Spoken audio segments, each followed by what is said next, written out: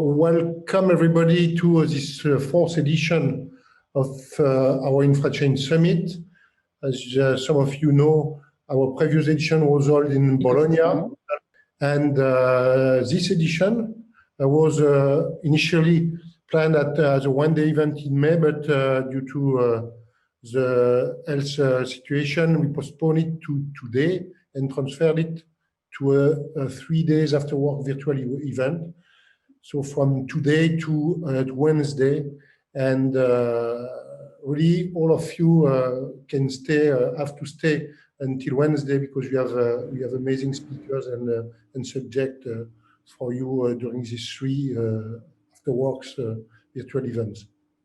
A few words about Infrachain for those of you who don't know us. We are a blockchain community, actually a non-profit organization. And we are dedicated to work on top governance framework in order to allow blockchain applications to become really operational in the current regulatory environment. We are a member of INATBA, which is the International Association for Trusted Blockchain Applications. Also involved in EBSI, European Blockchain Services Infrastructure, and we will soon operate the first national a.s.b.l nodes for Luxembourg. We also represented in OECD's Blockchain Expert Policy Advisory Board. And we are currently launching the Luxembourg Blockchain Lab together with the LOFT, University of Luxembourg, SNTs, and Luxembourg Institute of Science and Let's Block. And Tom will talk more about the Blockchain Lab in the coming days. As I already said, we have a really exciting agenda during these 3 days. Today, we will focus on blockchain and the economy. And we are proud to have a keynote speakers with Minister of Economy, Mr. Franz Fayot, and also PwC Luxembourg and Technoport. We'll talk about blockchain and economy in Luxembourg, at least. Tomorrow we'll speak about blockchain governance and also blockchain in finance with a consensus and also Web3 Foundation. On Wednesday, we'll talk about blockchain in supply chain and logistics with World Economic Forum as keynote speakers, and you also have we will also have an interactive session with them. It will really be very, very interesting. So fine. Now I also have to thank a lot PwC Luxembourg, who is our gold sponsor today, and also the host of the event in their wonderful studios, as you will see. And thanks again, Thomas Campione, for your support and for the support of PwC Luxembourg. And I will now give the floor to you. You will speak from the PwC studio in Luxembourg. Thanks again for your support. And to all attendees, have a great 3 days. Fabrice, and good afternoon, everyone. Welcome to this 2020 virtual edition of the Infrachain Summit. My name is Thomas Campione. I'm blockchain and crypto asset leader of PwC Luxembourg, and I'll be the main representative of your host over the next 3 days.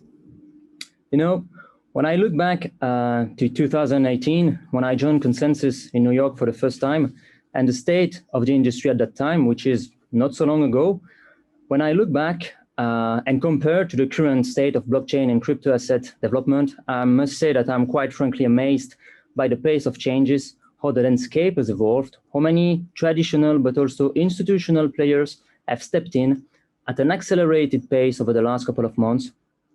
I mean, look at what happened to DeFi and to the boiling discussion around CBDCs lately. As much as I think about it, this is probably unique in modern economy, and I consider that we're quite lucky to assist to these developments, and for many of us today to actually be part of it. But a burgeoning ecosystem, new and more robust use cases, a relative increase in the average willingness and comfort of organization to explore blockchain couldn't, however, make us forget that this technology is somehow suffering from a trust paradox. Indeed, A technology which is designed to foster trust is actually being held back by trust issues. And we have different reasons for that. First one is a lack of confidence in new and complex technology. Obviously, blockchain is complex, it's conceptual, and thinking about it, that's absolutely not super easy to explain. But on top, it also suffered from a relative branding issue, given its association and misconception about Bitcoin, which are unfortunately too frequent even today. Even things have lately improved, if I believe the news that I've been reading over the past couple of weeks, and the fact that suddenly Bitcoin became respectable for historically reluctant players, which is a good thing in itself. Next to that, there's a limited understanding of blockchain by users and stakeholders. Let's face it, the topic leaves 95% of the audience out of the conversation. And adding to that pain are the numerous so-called experts creating noise about what the technology can effectively do or not, and hereby creating, unfortunately, disillusion amongst the organization, the few organizations that make the step to engage with the technology. Third key point is the distrust of partners and competitors in building ecosystems. Well, it's no news for you that blockchain effectively proves its potential when applied through the value chain or the ecosystem versus in silo. But distrust or limited cooperation amongst vertical is certainly an obstacle to adoption. And last but not least, a certain discomfort over regulatory uncertainty. There is a current lack of clarity, not talking about harmonization, and it doesn't make big player really comfortable to engage with this. On that topic, I warmly welcome the EU Commission proposal for MiCA regulation late September. I think a really good step in the right direction.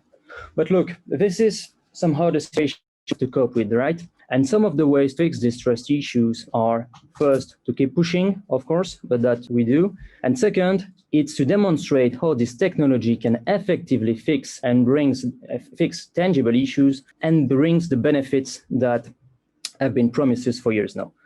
I would even add a third one, which is to actively explore the convergence between blockchain and other emerging technologies such as IoT and AI, because in my opinion, this is really where the great deal is standing, but this is some food for thought, obviously. And that's why we're here, right? To forget about the hype and to focus on business cases. And I'm particularly excited about our lineup for the next 3 days, which will in turn look and address the impact of blockchain in the whole economy today. Tomorrow, we look at governance and finance in particular, and we'll close the event with the focus on supply chain and logistics on Wednesday. And talking about content and great speakers, this is my pleasure, and I'm also extremely honored to virtually hand over to Mr. Fayot, Minister of the Economy, and to officially launch this 2020 edition of the Infrachain Summit with a last and special thank to my own people, to my team internally, and to the few senior partners in the firm who are supporting me on this topic and who are not there today. Thank you, guys. And last, to my little big one who's watching today. So Chloe, hello. Ladies and gentlemen, your attention, and to the audience, enjoy the next 3 days. Feel free to engage. Thank you. Tom, over to you. Thank you, Thomas, and thank you everybody for joining us today at Infrachain 2020. So my name is Tom Kettles. I have the pleasure to be the MC for the next 3 days of this event, and I'm the project lead of Infrachain. So thank you, Thomas, for your welcome words. Also thank you to our president, Fabrice Croiseaux.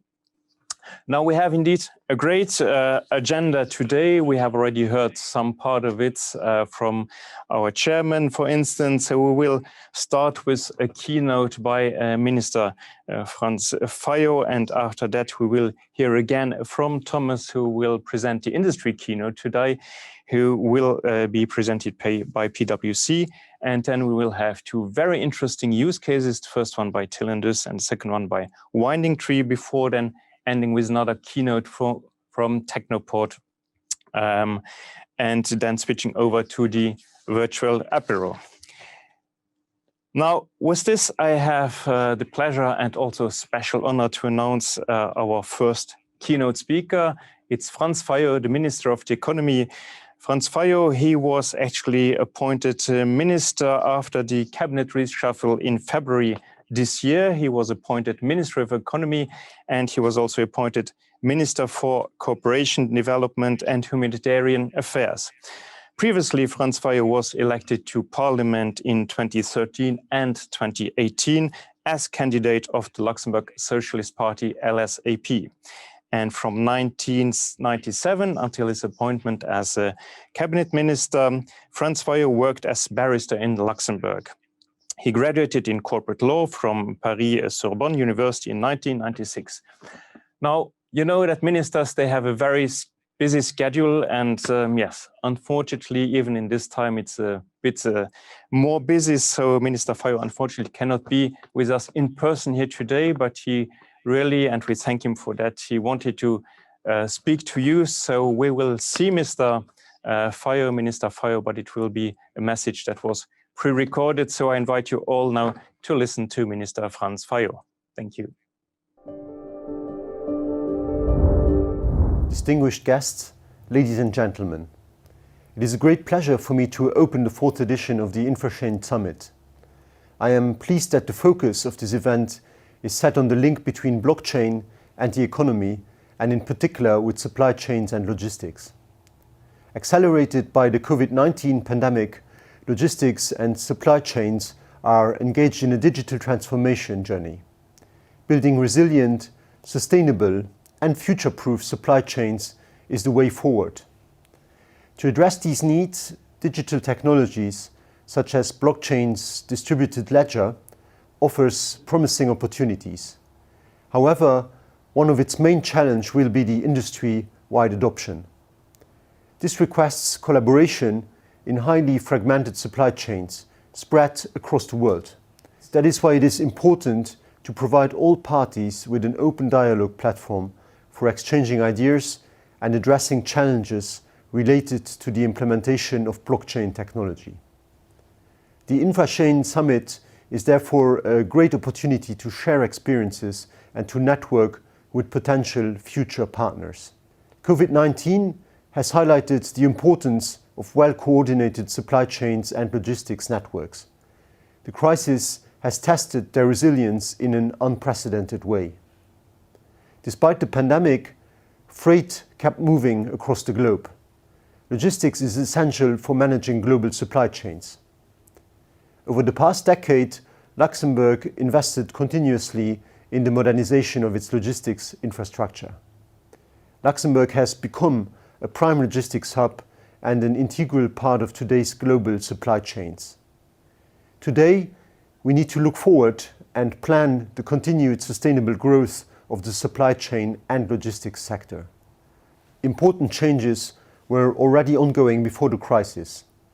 COVID-19 has not only accelerated the pace of digital transformation, but has also enhanced the need for greater trust and transparency throughout global supply chains. Continuing and enforcing our digitalization efforts will help in that respect. It is essential for all stakeholders to share data and communicate effectively. And I am convinced that digital technologies, such as blockchain's distributed ledger system, will help to improve the functioning of global supply chains. Digital technologies will also reinforce the interactions between all the parties involved. Ladies and gentlemen, blockchain has already shown its application potential in the financial services industry with cryptocurrencies as bridgehead. Luxembourg's financial center is also interested in leveraging on blockchain's distributed ledger system to shape the future of finance. Blockchain technology, coupled with IoT sensors, is now making inroads into supply chains and logistics. Applications are under test, operated as pilots or implemented as digital solutions. The need to build greater resilience in global supply chains is clear, and this resilience is reliant on trust and transparency of goods flows and their related information. It is also closely linked with financial flows shared between numerous stakeholders located across various continents. All those flows can be improved by digital technologies such as blockchain. Blockchain technology has developed and gained much attention from supply chain leaders as it offers the potential to remove complexity from global supply chains. Among other digital technologies, blockchain, coupled with Internet of Things, offers numerous opportunities. To name but a few, blockchain will enable greater traceability and transparency among all stakeholders. It will improve regulatory compliance and process efficiency through smart contracts. Blockchain will also reduce fraud and counterfeiting risk for valuable goods. It will even become an alternative form of payment for supply chain products and services. While blockchain's distributed ledger offers opportunities to remove complexity in supply chains, its deployment comes along with some challenges as well.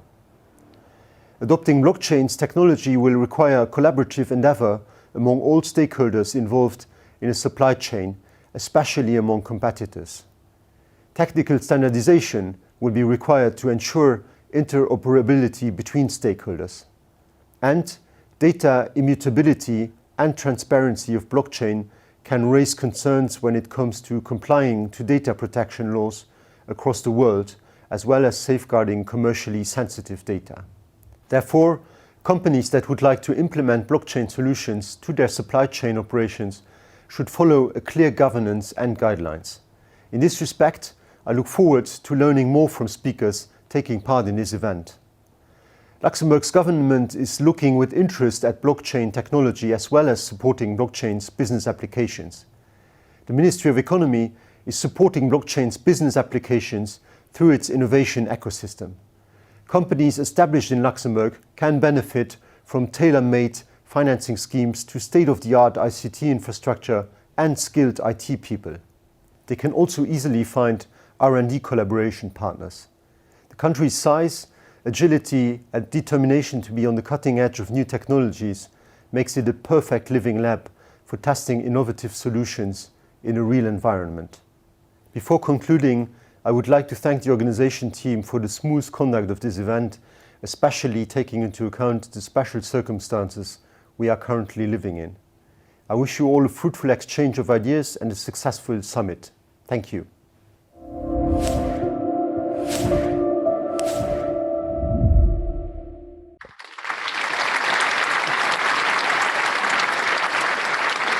Okay, thank you, Minister Fayot, for your kind words and also for your thanks. It's our pleasure to organize this event.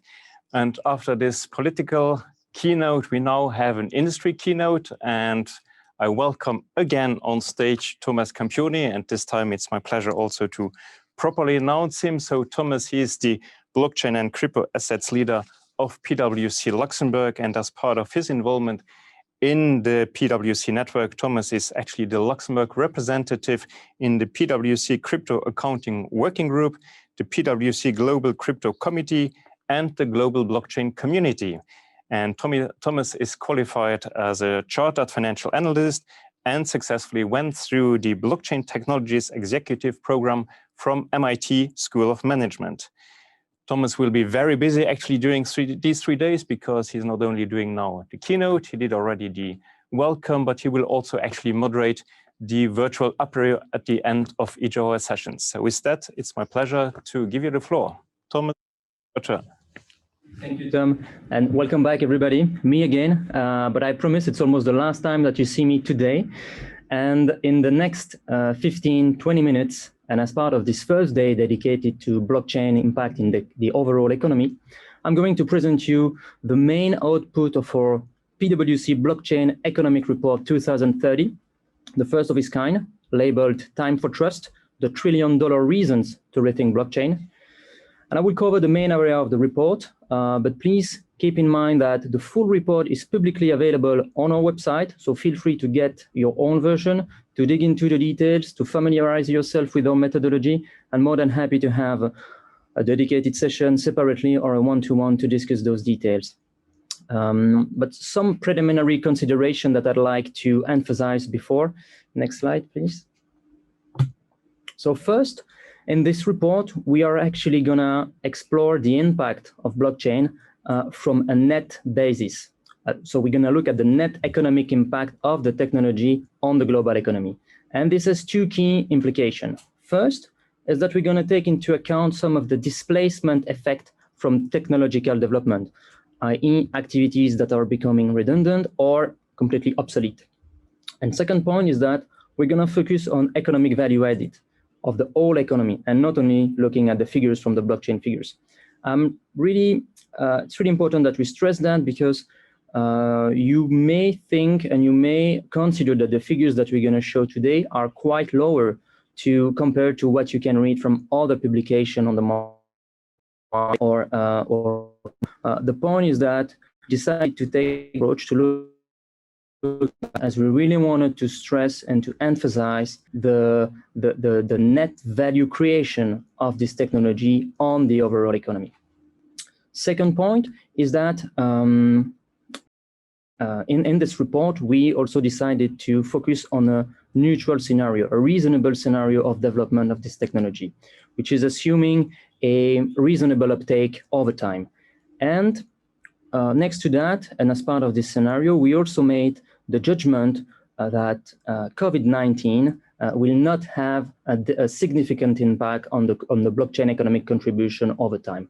This is a judgment. We recognize that it is a kind of a prudent assumption, specifically given the wake-up call that we all got over the last couple of months when it comes to do business virtually. But it is, so that you know. The third point is that this report is the output of a global effort, obviously, in the PwC network, supported by global economists. And it's actually looking at how practical and everyday use cases are creating an opportunity. Previous slide, please. I'm still there. I can see the slide moving on the Zoom. So yeah, I was saying, so we look at how the use cases, everyday use cases, are creating an opportunity for organization to deliver value by building trust and improving efficiency. And the fourth and last consideration I'd like to make is, and it's a key element of our report, is that we're making a step back.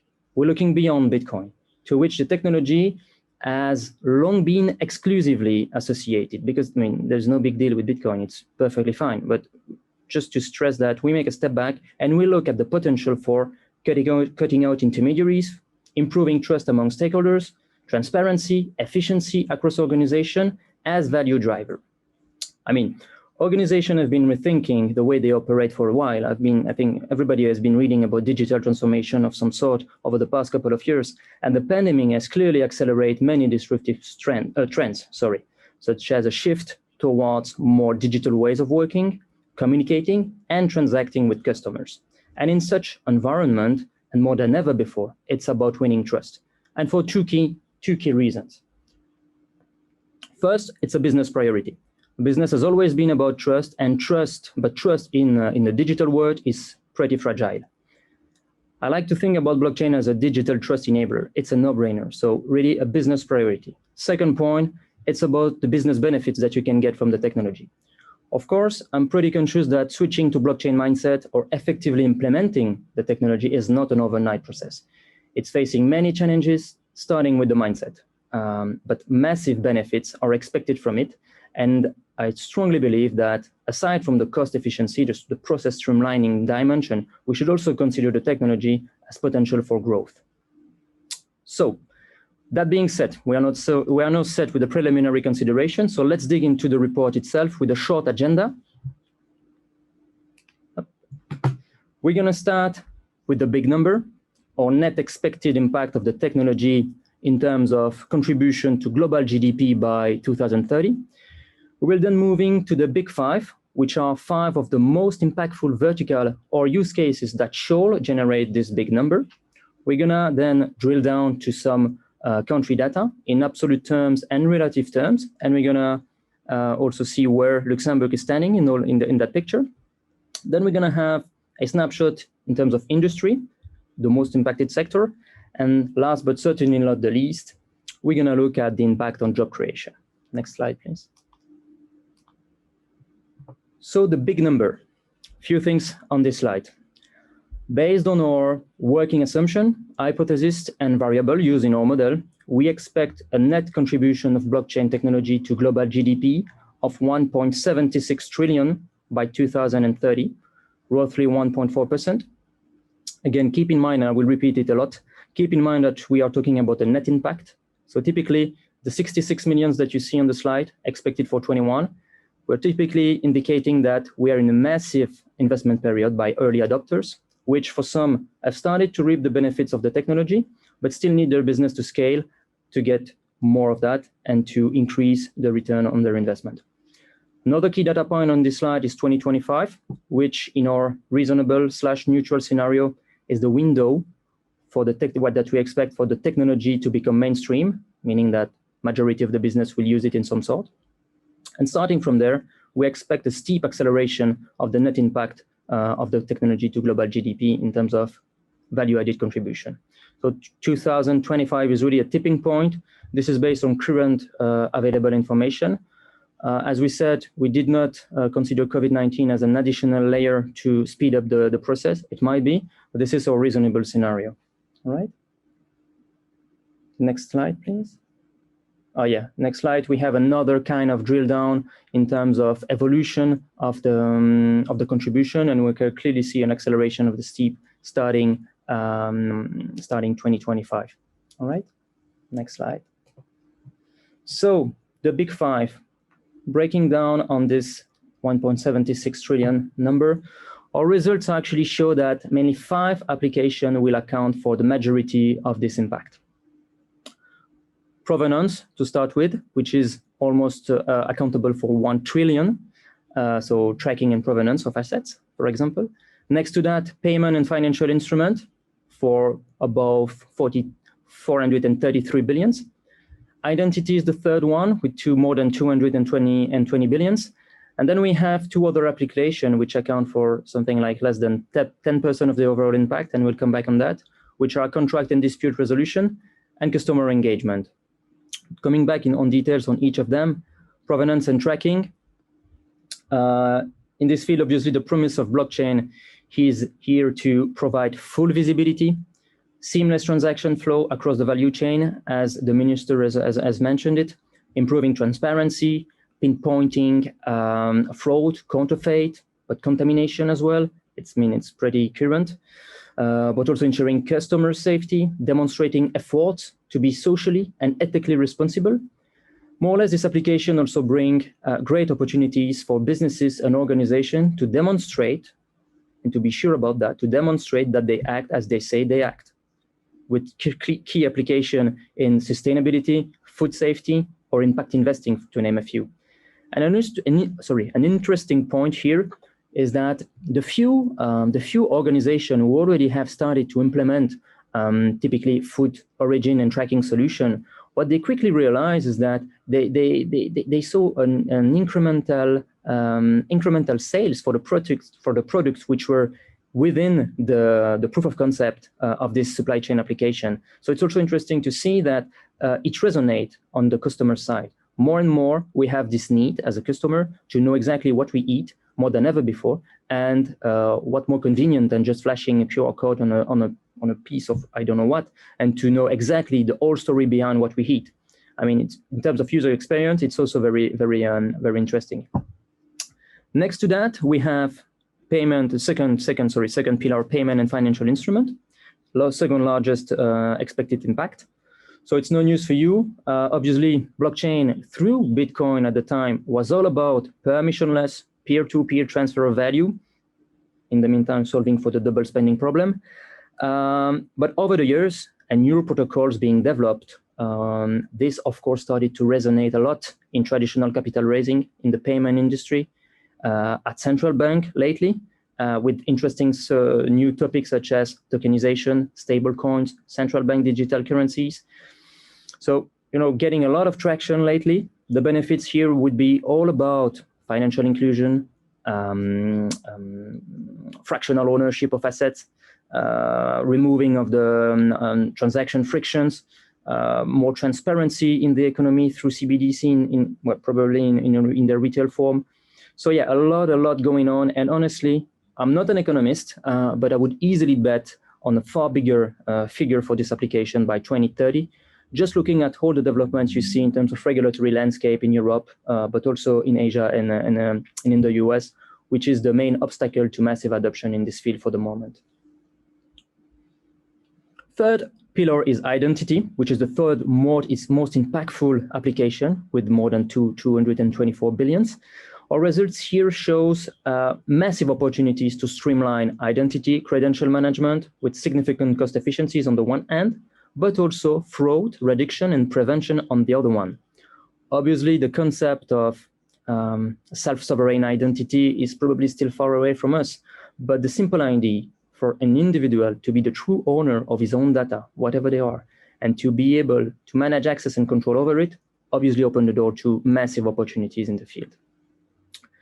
And the last two applications, which are, as I mentioned, accounting for probably 7–8% of the total, even if I expect that their relative weight in this whole picture will significantly evolve over the next couple of years, because typically for the contract dispute resolution, which are all about the use of smart contract, autonomous workflows, they're at the moment below potential because of a specific legal framework, which is not at the moment, at least, recognizing smart contract on the same level playing field than a traditional agreement.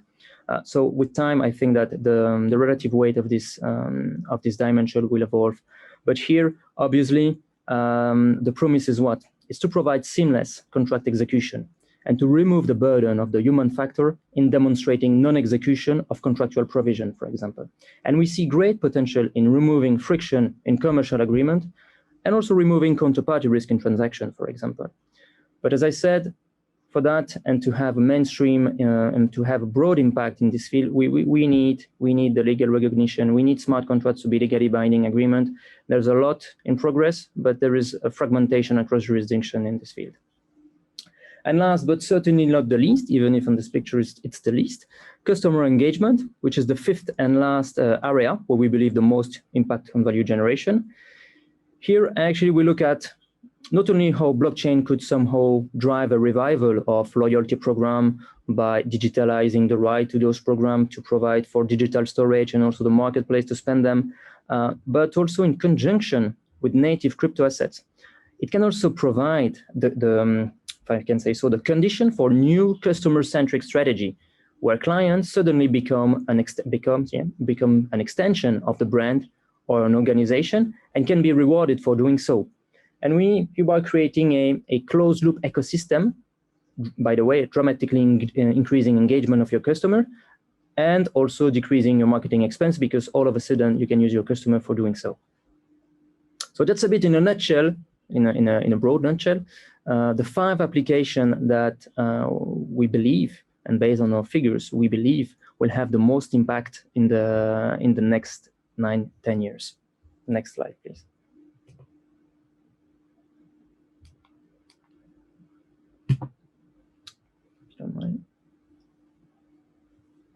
So moving now to some quantitative data at country level, few data to point here. In absolute term first, it should be no surprise based on the 5 applications that we just discussed that China and the US are leading the pack with still different mix in terms of the weight of each application. Typically, China and Germany has a significant part of provenance and tracking as impacted dimension, given the size of the manufacturing sector, obviously. Slightly different for the US, where financial instrument and identity seems to have the biggest impact. Well, obviously for Luxembourg, we have Luxembourg on the map, which is already something extremely good, but we cannot compare Luxembourg to G7 countries in this field, at least at the moment. But for the record, keep in mind that the expected impact, net impact in Luxembourg is expected to be 2 billion. And to give you an idea, we have currently, at least in 2019, something like 70 billion of global GDP, just to put things into perspective. But again, absolute terms comparison doesn't really make sense for a country like ours. Things are slightly, and that's a good news, very different for relative terms. Picture, next slide, please. So yeah, in relative terms, things are obviously more meaningful. Okay. For Luxembourg, we rank actually second in terms of most impacted country in our analysis, with an expected net impact of 2.6% GDP, which is partly explained by our existing technology infrastructure and a workforce and the quality of the workforce that is well equipped to benefit from new technologies. So as a matter of fact, we have great opportunities ahead in Luxembourg, but I'm sure at the same time that we can speed up the pace of our adoption and leverage our country appetite for innovation to lead a bit more the pack in Europe in the very near future. Switching, next slide, to industry split. As a matter of fact, blockchain is pervasive and impact the economy as a whole, actually. My view is that wherever we have a transaction of any sort, blockchain should be discussed. Well, to be assessed whether it makes sense or not, but I consider that this technology is meant to become the transactional base layer of the overall economy. So it has de facto a very broad reach. But looking at our results specifically, and without entering into too much details in the interest of time, we obviously see that public administration, education, and health is accounting for almost a third of the global impact. Typically, the dimension about credential management and identity combined with the payment and financial instrument is really where we see a lot of traction there.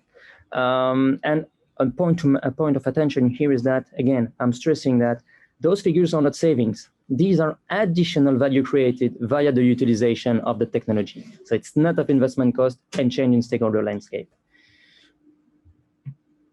I will not enter into too many details on industry sector in the interest of time, as I said. Next slide, looking at the job. One figure to keep in mind here, 40 million jobs creation. Next slide again, sorry. 40 million jobs creation by 2030 under our central neutral scenario. This is 1 in 90 jobs across the globe, representing more than 1.1% job by 2030. The curve is obviously following the one of the net impacts with a tipping point in 25, sorry. But honestly, I wouldn't be surprised if this would happen quite earlier and to a greater extent. Suffices to look at the growth rate of developers across the globe on different protocols, but also on the new position in this field that traditional players are opening every week. And something a little bit more personal, even if I'm not representing the global public, but I'm extremely impressed by the number of requests I receive from students, something like 1-2 a month, because they're working at university on their thesis and they would like to get support. So it's also good to see that we have a lot of young flesh people looking at the topic. So this is it in a nutshell. Next slide. If I still have a minute, yeah, I think I still have a minute for a sum up.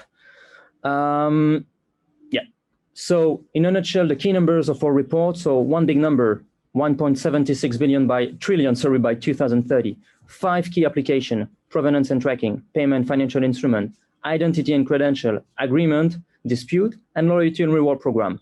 Country data, obviously in absolute term, China and the US leading the pack, but in relative terms, Luxembourg is extremely well positioned. Industry split, blockchain is pervasive, it's gonna be everywhere. And last but not least, on job, 40 million jobs creation by 2030.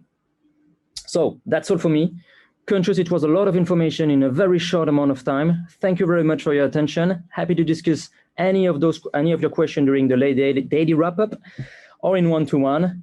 Many thanks for your attention. And Tom, over to you again. Thank you.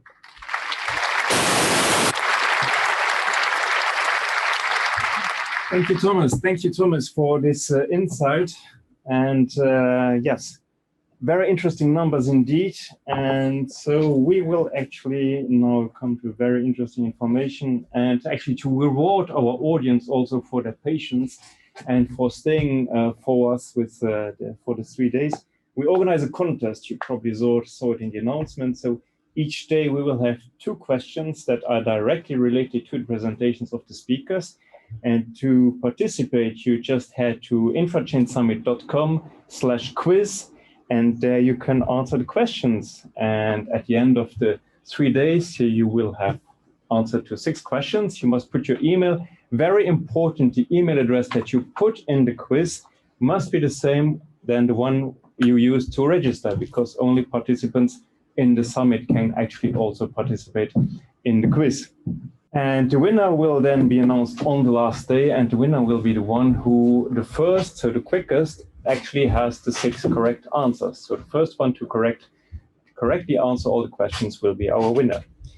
And now, before presenting the first use case, before coming to the presentation of the first use case, let me now thank our sponsors once again. So first of all, of course, our gold sponsor, PwC Luxembourg. We can use their great, beautiful studio here, and thanks to them, and thanks also to their team, to their technical team, and also to the team of Thomas Campione in the blockchain department, of course.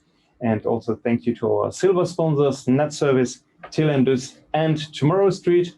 And before we continue with the first use case, so we will just watch a few messages from our sponsors. The commercial break.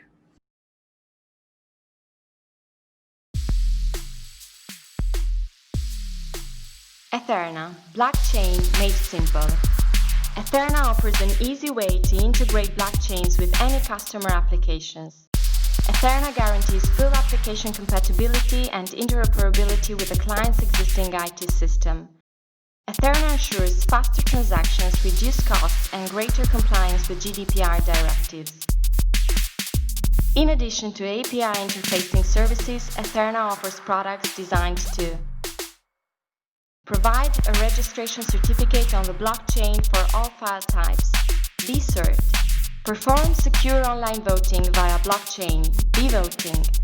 Certify a supply chain or a production process on blockchain, be supply. Sign certified documents on blockchain, be signature. Etherna, blockchain made simple. www.etherna.com. Okay, so that was our short commercial break, and now we come to the first use case. You will see already gentlemen, they are established, they are already sitting here. It's presented by Telindus. On my left-hand side, so on your right-hand side, it's Frank Roessig, the Fintech Lead of Telindus, and on your left-hand side, so it's Mathis Baden, Cloud Solution Architect. They will tell us a bit more about Tracechain. Tracechain is Telindus, a blockchain-based supply chain application that provides not only traceability, but also authenticity verification for physical products. But before actually they start, we will also see a short video from Telindus.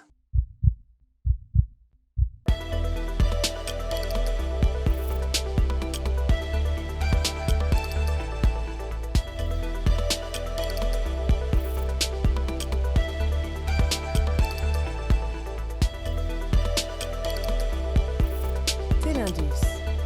Share more than technology.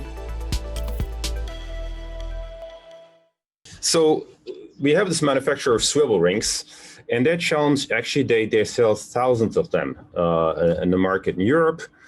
And basically one of their challenges is copies, right? They have very high quality mechanical pieces.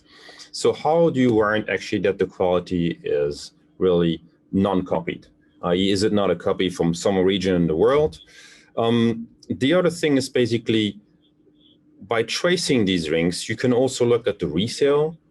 You may see who the end users are, and you may actually discover new types of clients you haven't seen before, you know, and you get direct client feedback from people you haven't met yet. Then the other thing is basically it makes it easier to have a certain maintenance out there. And, you know, the other nice thing about this solution is actually it was built in a manner that makes it really omni-device. It can be used anywhere. So these challenges, i.e., I will need to guarantee to my client he paid a good price for an original piece, right? I want to know where actually this piece is, right? And have direct client feedback and potentially know about maintenance and these kind of things, and also be able to be very effective in the use of my warranty is what got this kick-started, right?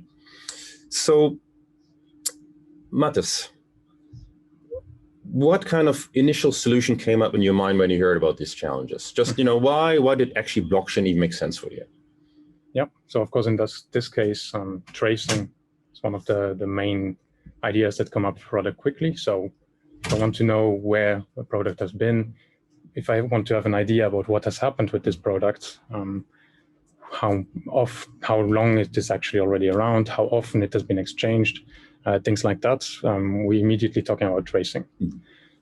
And then why do we put this on blockchain? Well, tracing is good, but if I want to have the tracing customer facing as well, then blockchain is actually quite nice because it allows you to put everything in the public to make sure that it's immutable. So you cannot just have a database somewhere at the manufacturer, and the manufacturer actually gives you the information, or if it is even the manufacturer, if it's could be its database even somewhere else.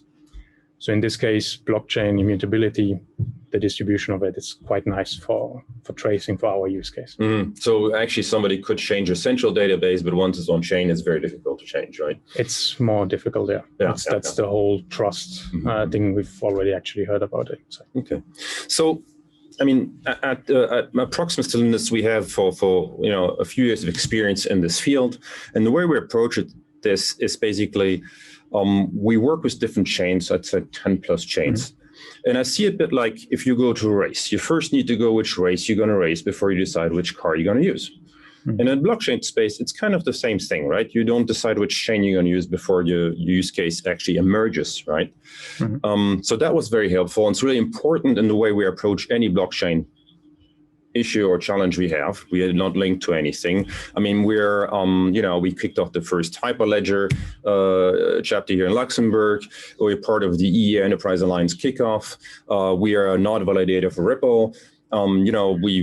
Stellar has been coming actually to Luxembourg, and we're still a champion. So that kind of ingrains us in this, and we keep experimenting different, solutions with different chains. What helps also is, in a certain manner, the ecosystem of Infrachain that allows us to talk to a lot of people, right? And I think the third aspect in my mind that was really important is actually the collaborative design thinking approach with the client. Could you tell us in a few words how that interaction worked? Yeah, of course. So, as you mentioned it, we have all those different kinds of blockchains. As you say, we don't want to end up with a Formula One car on the highway. Could be fun, but doesn't make too much sense. There's worse examples than the highway for that. So here, of course, we have the task to find the right blockchain for the right use case. So in this case, also for what the customer wants, the expectations of the customers play in to this as well. If we're talking blockchain that is high speed, or that is not high, but that is quicker than other blockchains, or blockchains that take 10 minutes during blocks, we have to consider all of this. Also here specifically for our customer, if we want to onboard previous or older devices as well, then this also needs to be considered, because the import is just on blockchain. It's going to take time.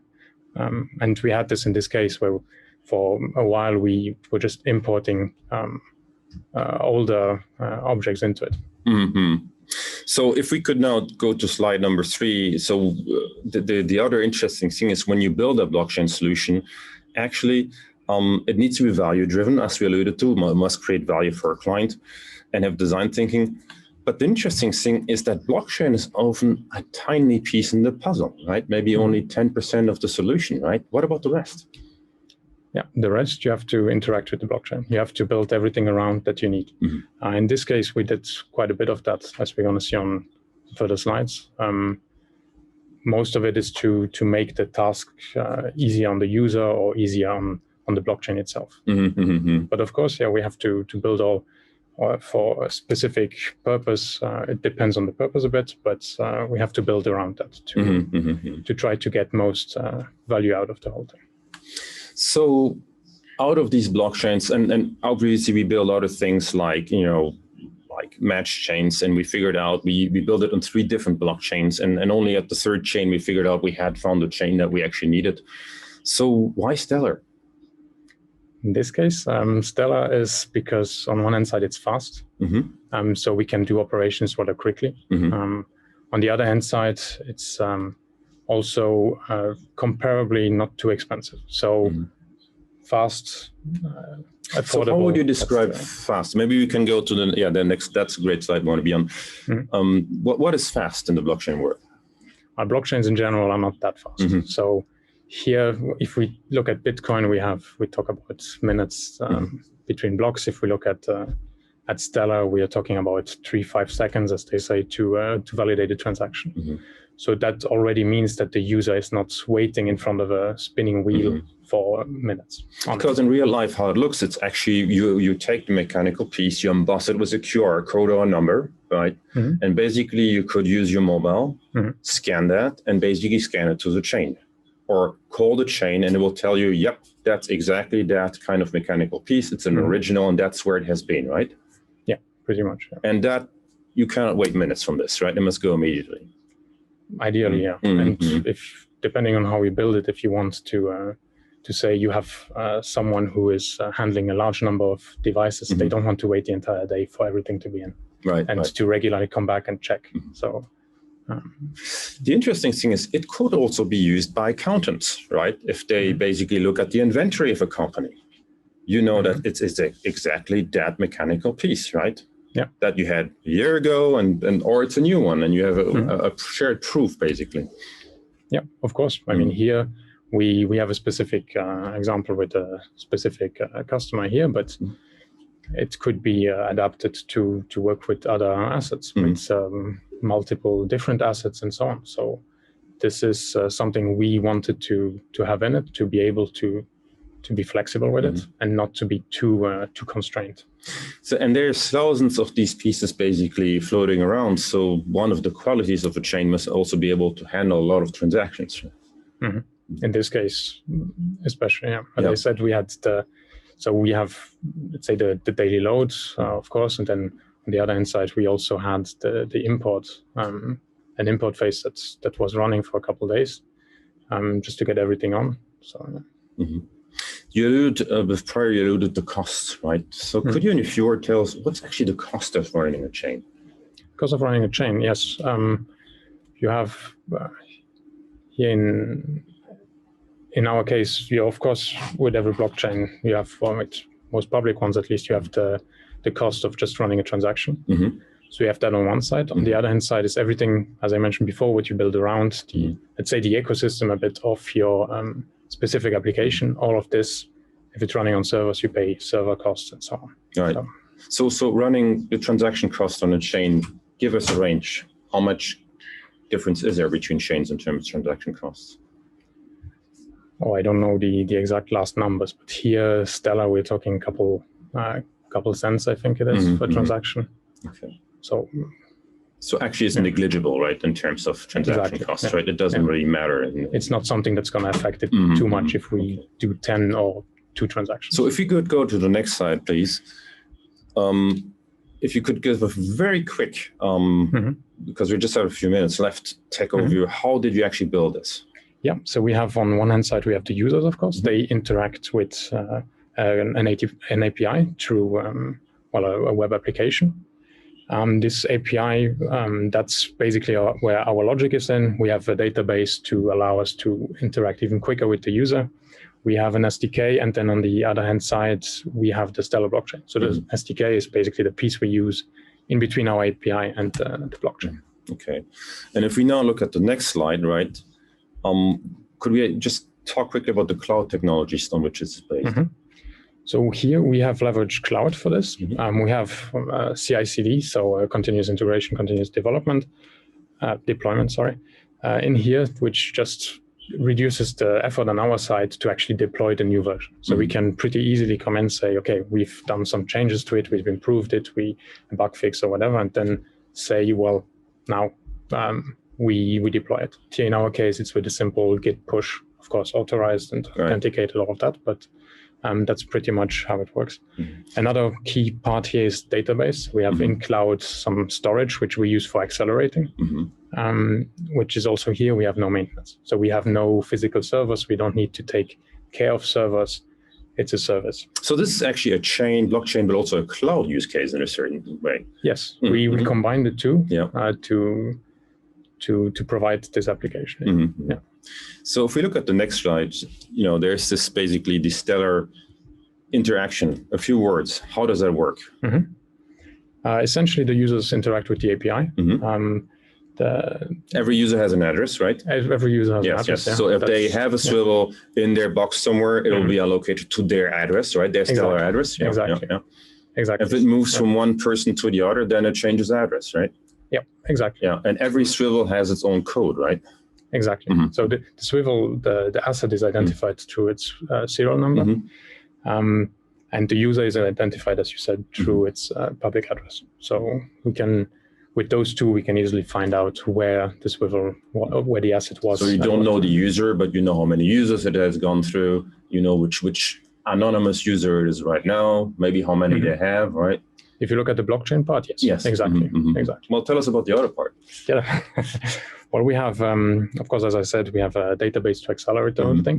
There we have also a bit more information about the swivels in it, or through the API, that information can be retrieved. So the user can actually scan its swivel and figure out more details about it, right? Yeah, scan or put the number in. Yes. And there's something linked to, so the incentive for users actually, if they want to call the warranty, they go through that system, right? That is correct. So that's an incentive. That's one thing that's also, I would say, a bit more general to blockchain. It's also the end user. What's their incentive to come in? Okay. Now, if we go to the next slide, well, let's just talk about, in fact, the benefits, right? If we had to summarize these benefits. So one we said is transparency. I know where each swivel has been. I know where it comes from, right? I know it's not a copy. Okay. Exactly. What else do you see? Another one is just transparency. I can check it on blockchain. I don't need to trust someone to give me that information. I can just request it.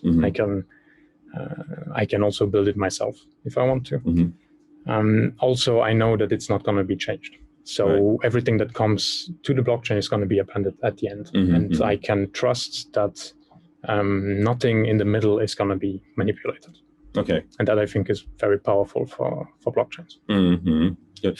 So I mean, let's look at the future, right? If you look at the next slide, where could we go from there? I see two roads. On one hand, you have this basically solution. How could it evolve from here? Where could it go? Could we add stuff like maintenance and these kind of things? I think so. I think that would be some of the opportunities to go with this. I think this is something where we just now, we're seeing a bit a start with this from our end. So we can see, we have to see, we want to see where this goes, what direction it evolves, what become the next needs for this. As you say, maintenance could be something. As I mentioned before, multiple different assets for even one ecosystem could also be. And then we'll have to see that. Then traceability is a broad term. So we could imagine, I mean, we worked also on a POC for traceability through lower device of yogurts. So, you know, the device would measure vibration, temperature, humidity, and at arrival from a transport, you could really see if you want that yogurt or not, you know. Any other ideas of what we could do with this? Directly now on the spot. I think that's a pretty good one, the yogurt. The yogurt is pretty good. We also bet similar, I mean, the technology can be expanded also to luxury items and fashion that, you know, they are numbered, actually. Bags are often numbered, right? There are actually many things which you would want to trace, right? And a similar application is what we did for the Luxembourg government is a notarization chain. So basically, we would have a log on every notarized document, right? And we could resubmit the document and really know this is actually the same than the original that was given. Right? So anything that could be traced has a certain value. Maybe some living things, animals one day, who knows? Could be, who knows? Yeah. So the other thing basically we also are looking at is basically goods like that come from, you know, from organic goods, i.e. like, for example, if you like take valuables like gemstones and things like this, there have been some projects about that, right? The challenge with this, actually, you need something with that object that is so connected that it couldn't be disconnected from the object. I think we had this discussion before, right? Exactly. To trust it, you must have something that sticks to it. So if I put a sticker on a painting and the sticker can be taken off, blockchain has no value. It doesn't do anything then. It's, if you can just print out the sticker at home, the same. If you can remove one, you put the other one on. There have to be other solutions for the interaction between the object and the blockchain itself, such that also that way can be done in a trustable way. Right. Now, with notarization, what we did, we added the gist to it. It's not about only the number or so, but actually, basically by hashing something that's linked to the object and that's unique, then again, you warrant its uniqueness in a certain sense, right? If I have a painting and I put that in chain, I hash the painting is unique. It's not copyable from there, right? Theoretically. Yeah, but you are still having an interaction between real-world objects and the blockchain where you have to be careful. It's easier with documents where you have, let's say, the PDF of it, and that is your object that you're actually looking for. Okay, not easy for art. I understand. You have to bridge the gap. Always. That's part of what we'll do. Thank you so much, Mathis, for your insights. Thank you to both of you. And so this was the first use case presented by Telindus. And so it's very interesting. I think we learned that actually you used Stellar because it's relatively fast and affordable. So maybe you, the audience, you want to remember this. It might be useful. Who knows? We come now to our next use case, and we now go to the travel industry, actually. And this was actually brought to our attention by a company called Hahn Air, which is a German charter airline, because they announced their first ticket based on blockchain, issued on blockchain, and it was for a flight between the German town of Düsseldorf and here in Luxembourg. So actually one of the first, if not the first, who knows, ever air ticket issued on blockchain was for a flight for Luxembourg. And this use case will now be presented by Pedro Anderson. He's the founder and CEO of Winding Tree. And Pedro is also a social entrepreneur and a proponent for open and decentralized systems. And his speech is called Disrupting the Travel Industry with Decentralized Technologies. Pedro, you are remote, so please take the floor, take the camera, and share your screen if you want to. Hi, everyone. Thank you, Tom, for the introduction. Sorry that I couldn't be there. It would have been great, but with the COVID travel bans, it was a little bit difficult. I'm going to pull up the slides on the screen if everyone's with me. So Winding Tree is a marketplace for travel businesses to connect to one another without middlemen. So it's a peer-to-peer marketplace for businesses. So it's not something that you would personally go and book travel from. It would be for businesses to connect to each other.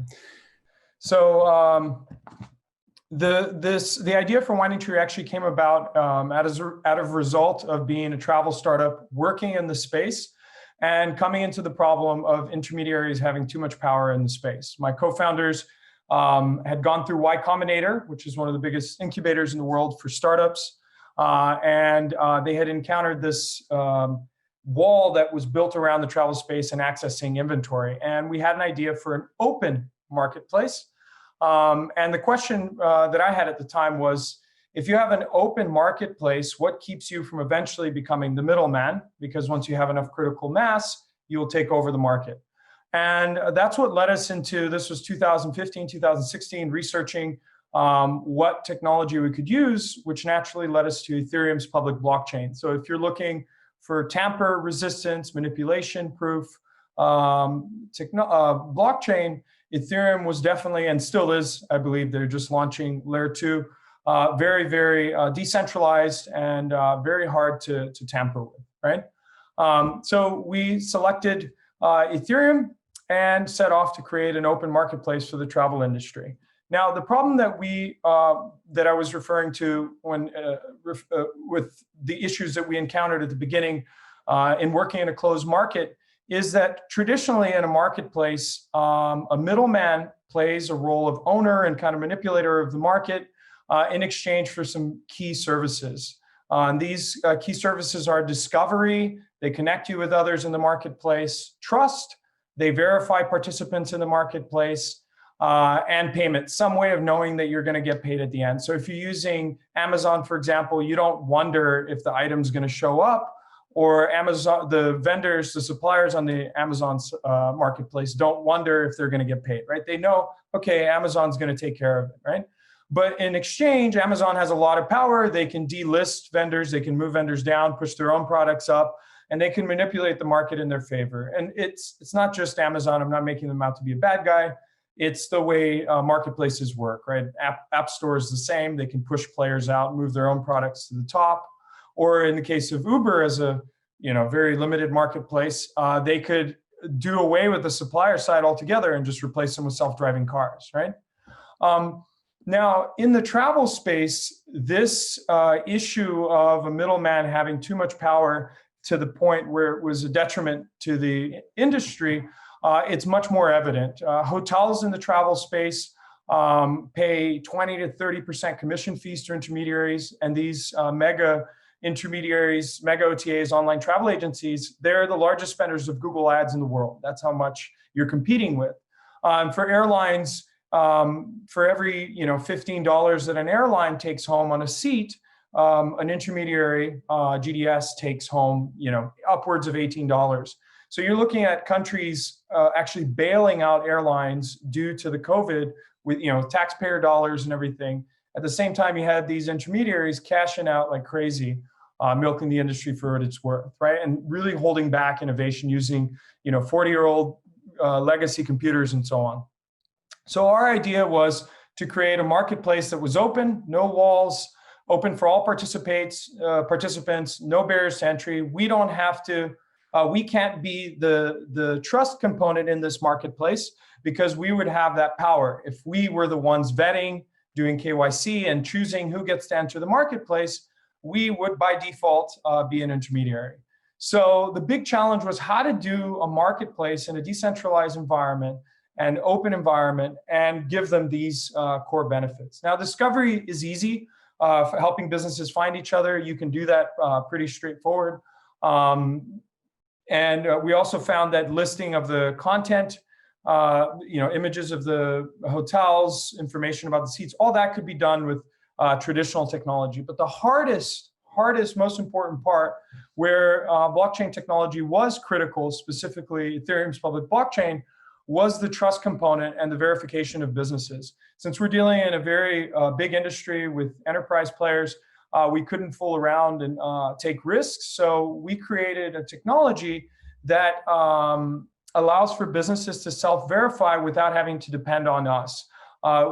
They use verifiable claims to prove that they really are the business they claim to be. And they can go through as much accreditation and proving who they are as they would like. And then if you're a supplier, you can choose what kind of verification standards you want the buyers to have, how much you want them to prove, right? They also stake some crypto, some tokens, so that if it's proven that they were a malevolent actor and trying to claim to be somebody else or in any way fraudulent, they can actually lose the money that they staked, right? And we use a decentralized arbitration system called Clearos, very interesting project. I recommend checking out. And this ultimately helps us to solve a lot of problems around payment. So in the travel space, there's a lot of disputes, there's a lot of fraud costing billions of dollars. There's also a lot of issues around negotiated rates not being, the integrity of the rate not being held, where a business negotiates a rate, but they don't actually pay that rate, they pay more, and a lot of other challenges. And so we were able to, because of Org ID, a business was able to be built around settling payments between these businesses and resolve a lot of those disputes. Each business has an Org ID. They can cryptographically sign that they agreed to a certain rate. And then not only do they have all the integrity across the board and the settlement all streamlined with financial guarantees in advance and everything, but they can also choose how they want to be paid. They can use the traditional bank transfers or virtual cards, but they can also choose to pay each other in the form of stable coins, cryptographic currencies that are pegged to fiat currencies, right? So that they can settle payments between each other, whichever one fits their need best. And we believe that in the future, it'll move more and more to crypto. Naturally, right now, most of them are using more of the virtual cards and bank transfers. Now, the benefits are numerous. The airlines don't have to pay a middleman. They can reach as many new OTAs, online travel agencies, startups, and corporations that they want to book with. They can book direct with them. And the cost to market is non-existent because they can onboard any business that they want without the legacy intermediaries in the middle charging them for every state change or choosing who they can connect with, which naturally led to very high barriers to entry. So if you're a startup, they would ask you, well, how many bookings do you have? How many visitors do you have? But as a startup, you naturally don't have that yet, right? For travel agencies and for the corporations trying to book travel, this means they can reach any participant in the marketplace. So it's global reach. They can negotiate much better rates because you're not paying the 20, 30% to intermediaries. And you have connected travel where all of your travel information's under one platform, which is much smoother, much less room for error. And there's a lot more data transparency because you're going direct. If you're a corporate, let's say you're PricewaterhouseCoopers and you're booking a trip, you can compare apples to apples in that you can see if an airline has little information like Wi-Fi or legroom. All that can be communicated directly as if you were booking directly from the airline because of that direct benefit.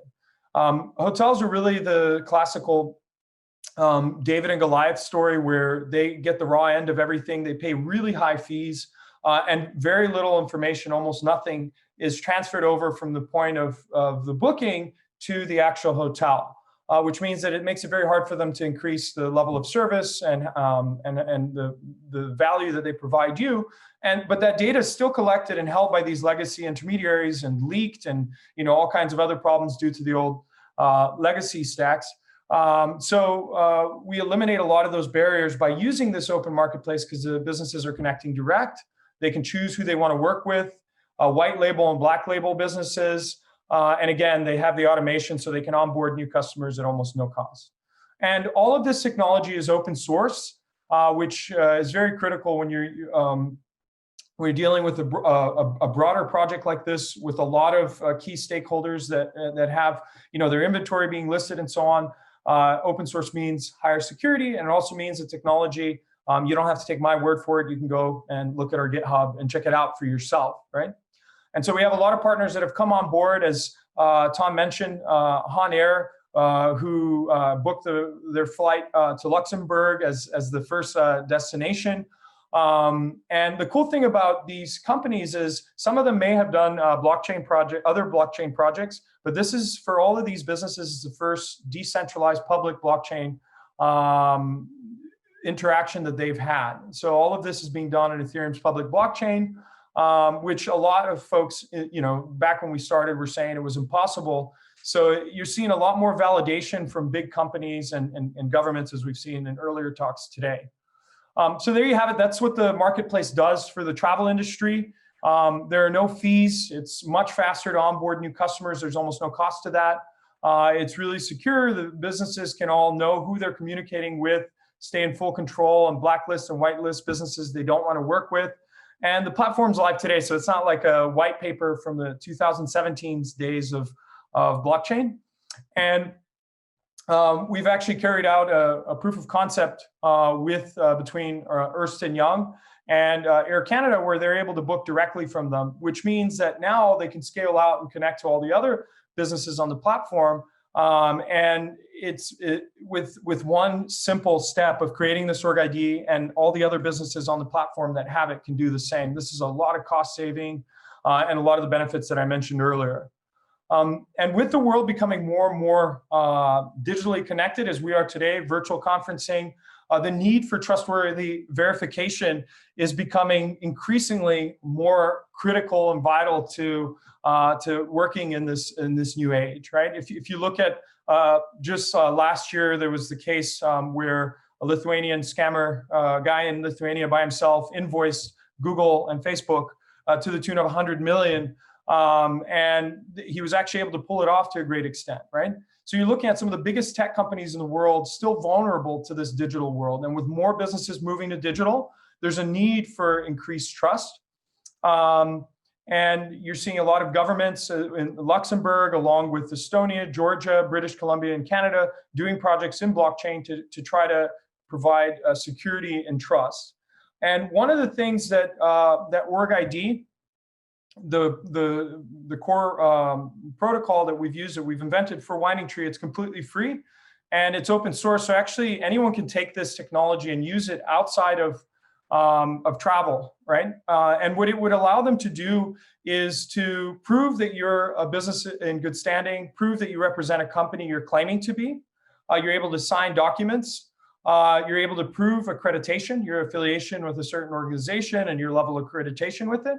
And then the use case that we use it for, which is automated API access. So Han Air is able to put their flights on a public market and know that nobody that's not supposed to access it will be able to access it. But at the same time, it's open and out there for anyone to use, right? As long as they prove that they are a good business. And seeing as this is free and open, we're open to, I mean, we can't control who uses it. And it's something that can be taken and used by other businesses and other countries even, which we've had some interest from those that I've mentioned on the list, in using this technology to create business registries, to automate API accesses, prove accreditation, and you don't even have to pay anyone for this technology. It's free and open source for the identity, for the global village. And that is Winding Tree and technology that we use in a nutshell.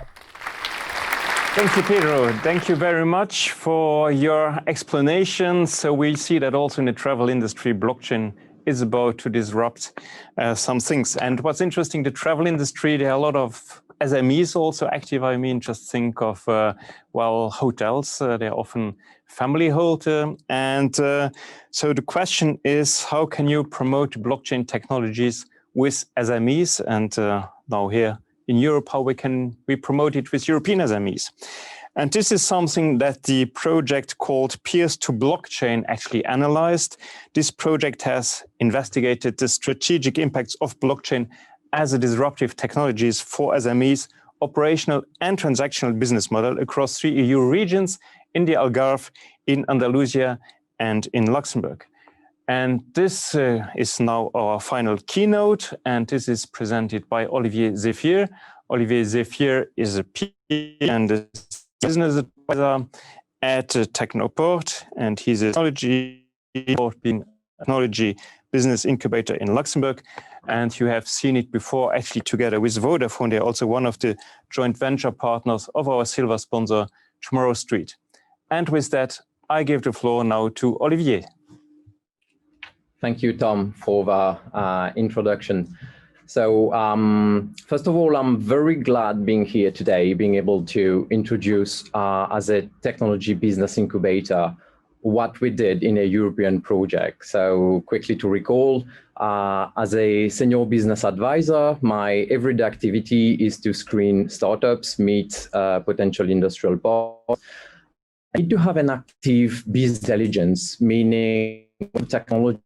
Of course, technology capabilities is a core element that we wish to share across different parties to stress test what can we operate. But on the other side, we need also to understand what's the performance acceptance criteria, which is looking forward towards the customers.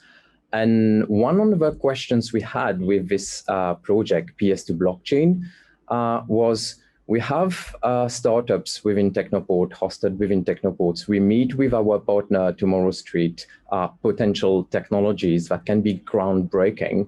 But we had this challenge to understand also on the market side, what users such as SMEs are awaiting. So I will give you a quick intro about what the project was about, and we will go through some illustrative use cases to see what were our findings and what is concretely our strict challenge. Next slides, please. Currently, Peers to Blockchain is a free partner project, and I will, in a quick intro, specify the need, give you a quick description of the partners, also making a definition and addressing how meeting the technology operators was critical as to define a blockchain ecosystem in 3 regions, and also how we captured use cases across Europe and to explain how use cases are critical. And at the end, the delivery of this project was a good practice handbook, which we will continue currently to upgrade.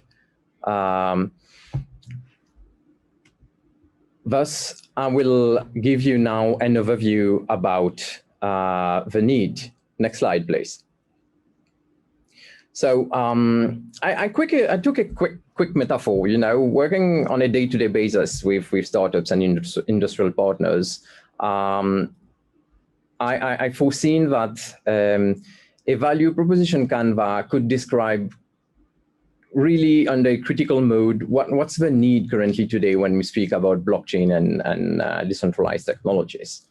So let's take our context about PS2 blockchain, the project context. So when we started the project, and the project ran from 2019 to 2020, so we were in a context that we are looking towards a technology that we are awaiting that it will transform business transaction models, and it is the case. We have tough technologies, tough proposals in matured across 2018, 2019. I just take an example, for example, zero knowledge proof, because the technology was struggling with the throughput in the sense of the cost of it, how many transactions, meaning technology came. We did receive technology proposals.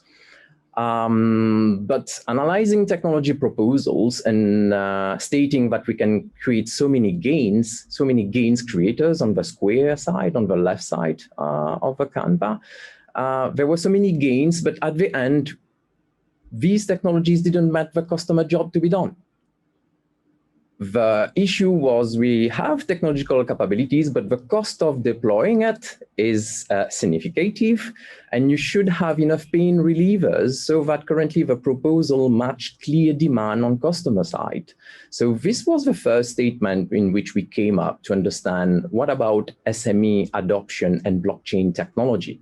So this is the why we set up a consortium and investigate how blockchain as a disruptive technologies could be strategic for European SMEs. Next slide, please. So now I pointed at PS2 blockchain is a project focusing on small and medium enterprises, but let's dive in that specific persona, if I can call it that way, that target audience. What are we speaking about when we speak about SMEs within Europe? When we were speaking about SMEs, we were speaking of around 93% of micro companies between 1 and 9 employees, making 2 million euros yearly. So remember the point I was raising. The cost of deployment of technology for adoption is critical. So considering that the mass of the small and medium enterprises built by currently micro SMEs, then you have the small enterprises, which is 6% of in the European Union, 6% of this small enterprises making less than 10 million revenues. Which is an addressable market. This is what on my day-to-day basis I share with the startups which are hosted at Technoport, for example. And then we come up with 0.9% of medium enterprises, the one running pilots. So these are the few, if you can say, the 0.9%. It represents across 2,100, more than 200,000 companies. Making under 50 million. So these are the typical companies which are comfortable running pilots. So this is how we started currently running the PS2 blockchain, by identifying the target audience and which are the target audience who are ready to stress test what could be a functional tool for them in the near future. So when we address with them the critical elements of what could blockchain bring. So we start speaking about blockchain cultures, specifically for SMEs, meaning we understood through starting the project in 2019, but the expectation was how to audit their value chain, technically. We will speak of technology. Yes, technology capability is one thing, but how do you set the technological level? How do you understand the performance acceptance criteria without understanding how to audit the value chain where you're operating and the benefits of applying that technology? The second element which we drew out was how to test new transactional models. Yes, with the technology proposals, we do have some models that explains how does transaction works, but operational wise, it is functional for small and medium enterprises to understand if I'm an SME and adopting a new technology, how does that operate with my partners? And last critical elements which design somehow why we choose to deliver the output we have begun within this project. SMEs are really pragmatic. They work on use cases. Yes, most of industries, you would say, but some industrial parties are able to handle risk or afford the risk. But SMEs wise, it can be quite critical to test new transactional models, but you have your partners running away from you because you're not conventional. So sourcing use cases was a clear demand from SMEs that we met. Next slide, please. So short word on the partners. So PS2 blockchain, as the name is pointing it out, we were searching for peers, meaning technological parks.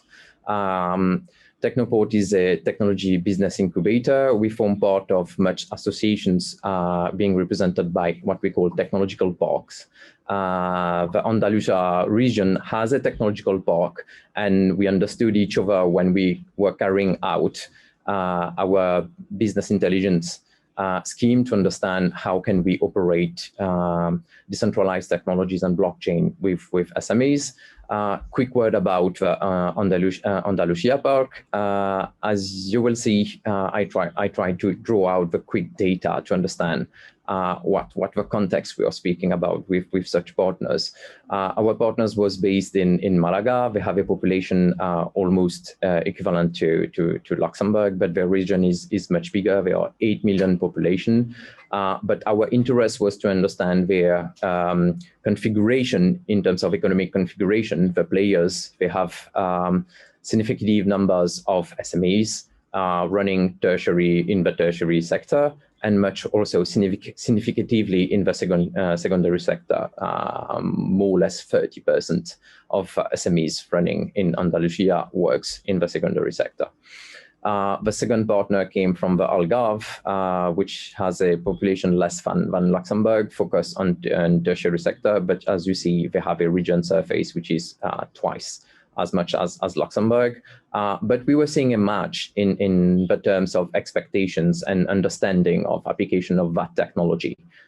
So we had these two partners, with Luxembourg, including Luxembourg, given the orientation of techno providers that we have here and the expectations that we have of SMEs. So what to do with these partners? What was our focus? Next slide, please.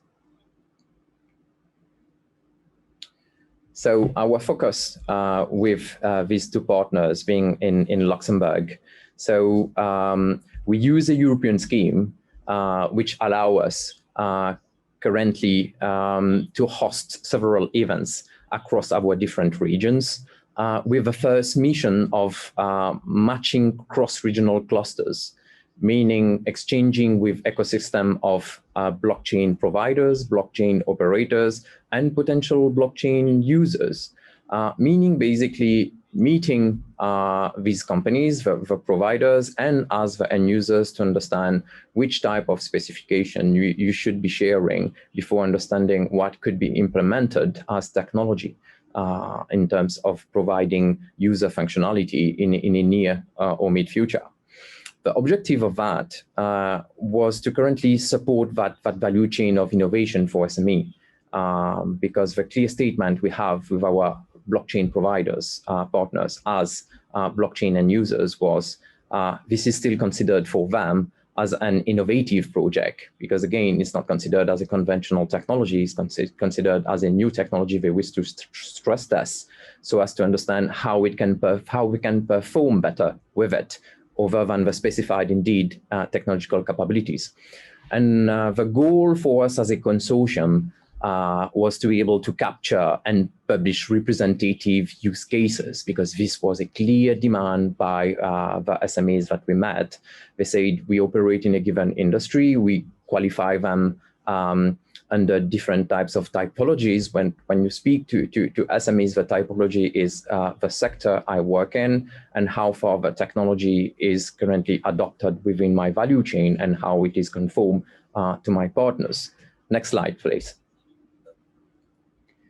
So the partners we did met 2019 meaning technology operators and technology providers across the 3 regions. So there are some big names, telcos around it. For example, starting by Telefónica in Spain, Isertis, which is also a big IT technology operator and provider. So with such partners, we shared currently about what are the technology standards. Are the technology standards now getting stable? And the answer is yes, indeed. As we can consider now in Luxembourg, we are having stable standards to speak about what can be delivered, and we continued that talk across the other region, namely in the Algarve. The Script API, which is one recognized provider validating APIs with SMEs.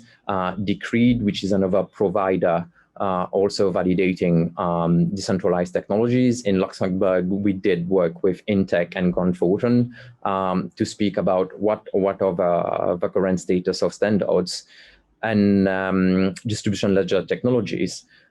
But what came up with these technological operators and providers was how to identify the representative SMEs.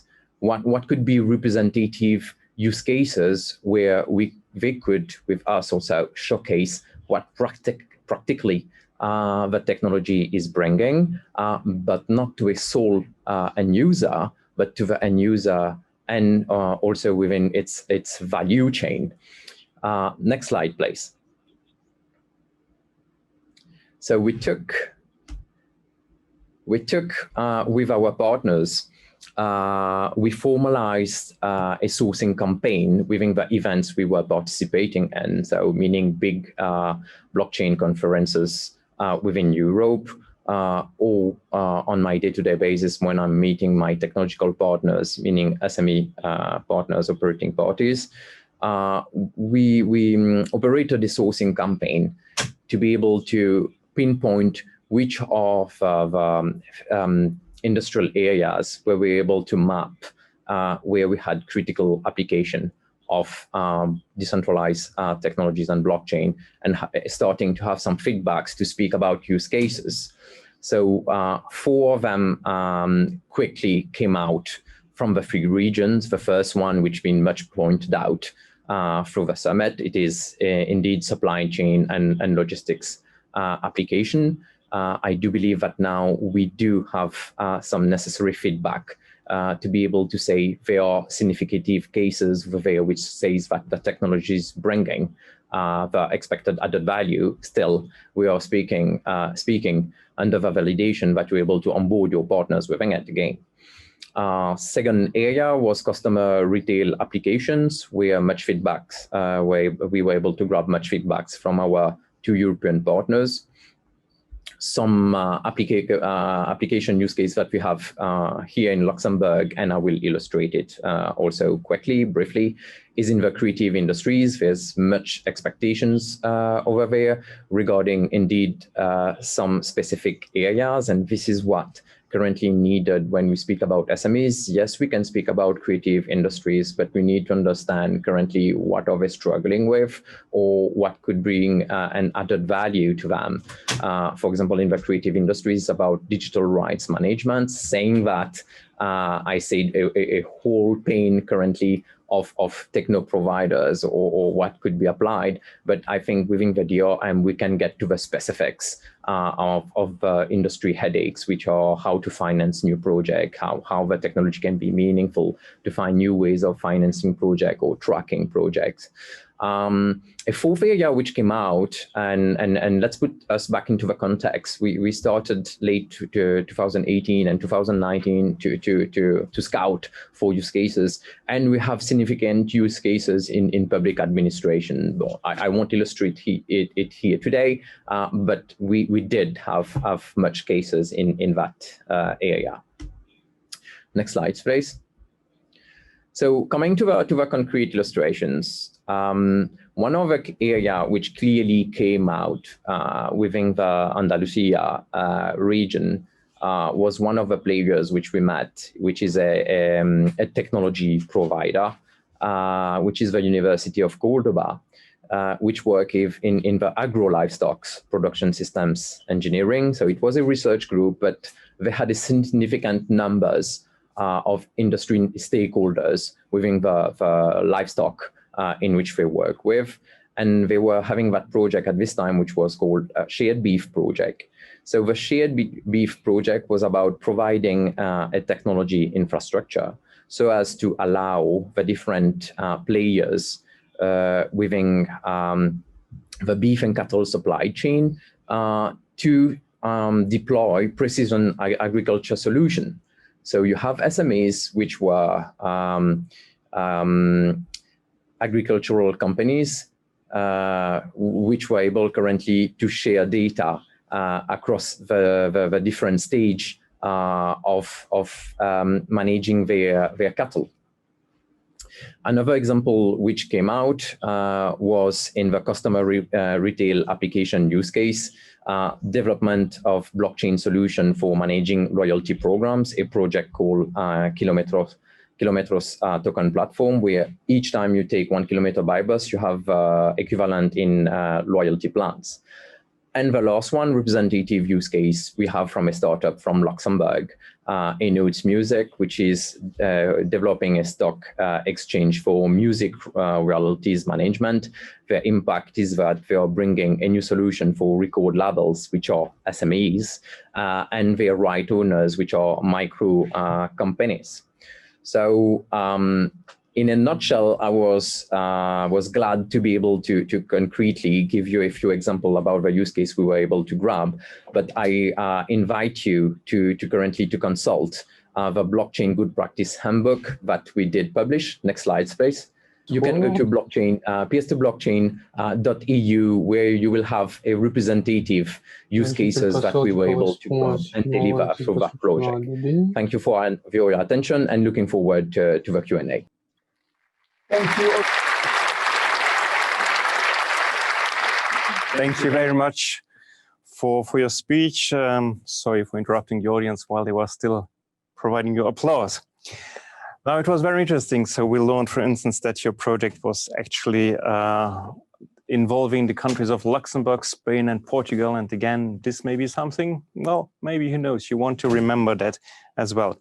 And now, after a quite intense program, it's time for apéro. Apéro, so the aperitif. So grab a drink, enjoy, because now we will do the wrap-up. And also, it's time for questions. So if you do have any questions, feel free to put them in the chat. We will go through them, and you may also actually get the mic and be able to ask them directly. And now it's time for the wrap up. I have announced it already, and we are again with Thomas Campione, who will do the wrap up for us. Thomas, the camera is yours. Thank you, Tom, and thank you all. Bear with me. Third and last time that you're seeing me today. Well, obviously the wrap-up exercise is not an easy one because all of that is made live for most of the speakers today. So I hope first that you enjoy this first day dedicated to blockchain in the economy as a whole. So if I look a bit at what happened in this first session, we started with an intro keynote from Mr. Fayot, or Ministry of Economy, who had very encouraging words about the Luxembourg position on blockchain potential, in particular in the logistic and supply chain sectors, but also as representing the future of finance, where cryptocurrencies have even been named and have obviously their place. The challenges of collaboration between stakeholders was also mentioned as key focus area and key enabler of the technology potential, which I couldn't agree more. We then had myself discussing our PwC Blockchain Economic Report 2030. In a nutshell, as I extensively discussed those figures, keep in mind that by 2030, we expect a net economic impact of 1.76 trillion of value added, 40 million new jobs, and 5 key applications, be it provenance, identity, payment and financial instrument, contract management, and customer engagement. Then we had a speaker about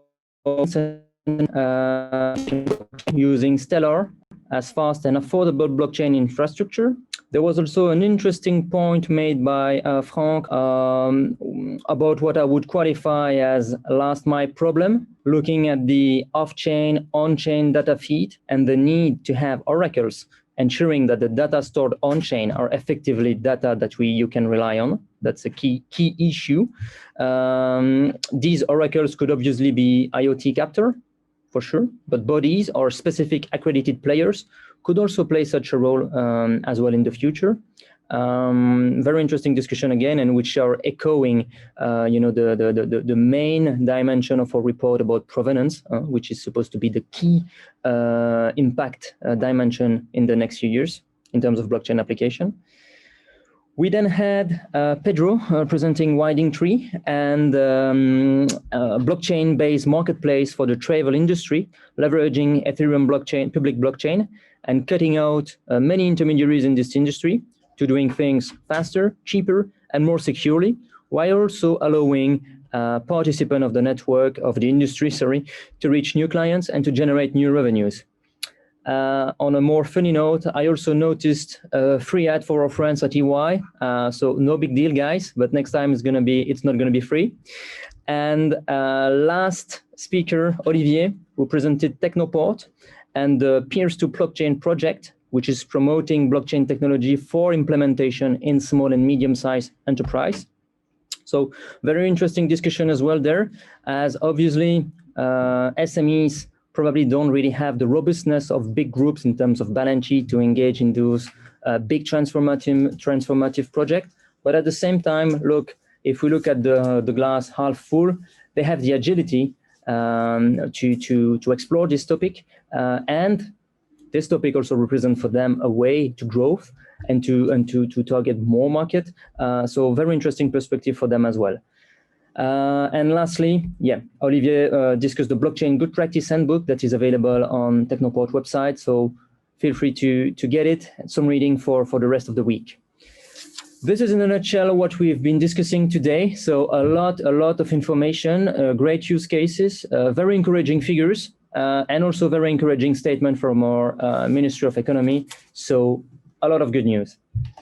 That's it for me. Tom, anything you want to add before we open the Q&A?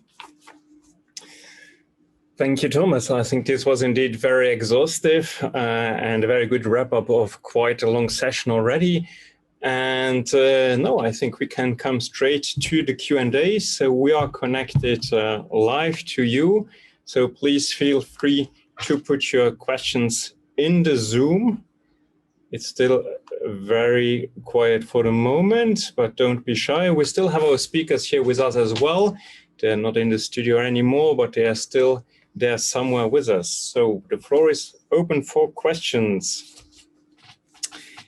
And while waiting for questions, so maybe already a brief preview for tomorrow. So tomorrow we'll have actually a focus on internet governance and also on a blockchain in the finance industry. And we will have great speakers. On the one hand, we will have a keynote from Consensus and further talks from Web3 Foundation and from Nomadic Lab. So that's more for the blockchain governance parts. And then we will have ScoreChain, we will have Centrifuge, and we will also have Blockgemini talking about the finance sector.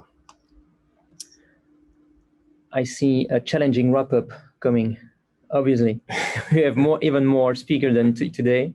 I think I will ask some support from. Okay, I think our speakers were very clear, which is good news. Or everybody is now actually with the apéro, so maybe that's also something. Okay. Well, if there aren't any questions, I think we just thank the audience. Yeah, thank you very much for your patience, for your interest, and for your time today. Thank you, everybody, indeed. So this is now the end of day one of Infrachain Summit 2020. I hope you liked it as much as I did it. And before closing, maybe let's just have a short selfie time. So if you are eager to open your webcam now and just wave a bit, so that's the perfect time that we can take a few pictures. So if you are not shy, let's try if this will work. We're already doing selfies here in the studio. So maybe you want to actually do some with the webcam. So who is eager to open the webcam? We have a very shy audience today as it looks. Let's see. We see Laurent. Thank you, Laurent. So Laurent Kratz, our vice chairman, you will hear him also actually on the last day of Infrachain Summit. And we have a few more, not that many. Okay, well, it's going to be a limited selfie then. Okay, thanks again to all the speakers, to the speakers online, and also to the speakers here in the studio. Thanks to the audience for staying with us, and also hopefully staying with us for 2 more days. Don't forget that there is a nice quality Sonos speaker to win. Thanks to our sponsors, PwC Luxembourg, a gold sponsor, and also hosting us here in the studio, to Net Service, to Telindus, and Tomorrow Street. Thanks to all the technical team here at PwC, and also to Thierry Grandjean from Infrachain, the Infrachain technical lead, who managed to call the Zoom call actually from behind the scenes. This is it for the day. Stay safe and tune in again tomorrow at 5 o'clock. Thank you. Thank you all. See you tomorrow.